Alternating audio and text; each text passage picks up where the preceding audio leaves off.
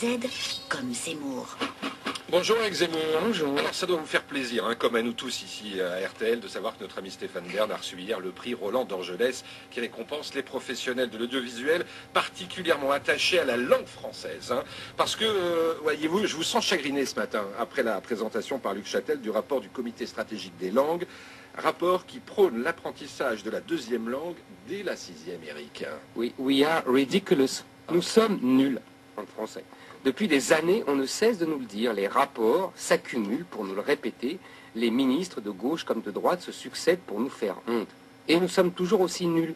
On nous promet les langues étrangères en primaire et puis en maternelle. Bientôt dans le ventre de notre mère. Mais rien n'y fait. Nul. On n'arrive pas à apprendre l'anglais correctement pour nous aider. On nous promet 2 langues vivantes dès la 6e. Et pourquoi pas 3 ? La question des langues étrangères est en fait posée de manière très hypocrite. C'est la question de l'anglais qui se pose en réalité. L'anglais, le latin des temps modernes, la langue de l'Empire, non pas romain mais américain. L'objectif de nos dirigeants politiques, économiques, universitaires est de transformer les petits Français en parfaits franco-américains, comme il y eut des galons romains.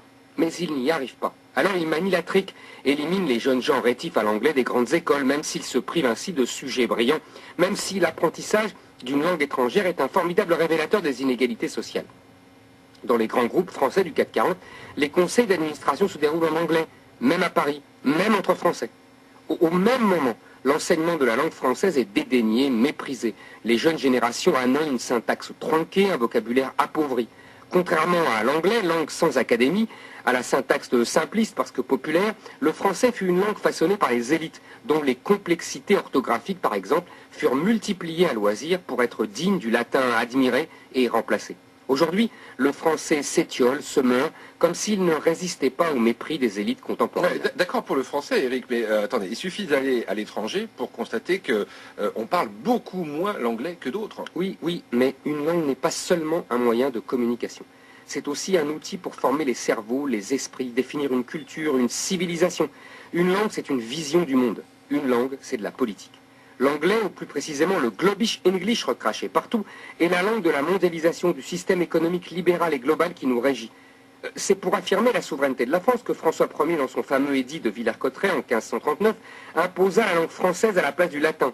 Le retour à un bilinguisme quasi officiel, anglais-français, est un formidable symbole de soumission à l'ordre du monde. Selon une étude récente réalisée dans l'Union européenne, les Français sont avec les Espagnols ceux qui ressentent le moins l'envie d'utiliser une autre langue que la leur. On devrait y ajouter les Anglais, mais personne ne demande aux Anglais de parler une langue étrangère. Les 2 peuples européens les plus rétifs sont donc justement ceux qui ont eu de vastes empires et dont la langue, à un moment de l'histoire, fut considérée comme un langage universel. Comme si parler anglais consacrait leur abaissement historique, leur provincialisation. La dernière mode dans les familles bourgeoises françaises est de pousser leurs rejetons vers l'étude du chinois, comme s'ils voulaient déjà se précipiter aux pieds des prochains maîtres du monde. Je vous dis pas thank you, je vous dis merci. Merci Eric Zemmour, on vous retrouve évidemment sur rtl.fr et sinon à demain.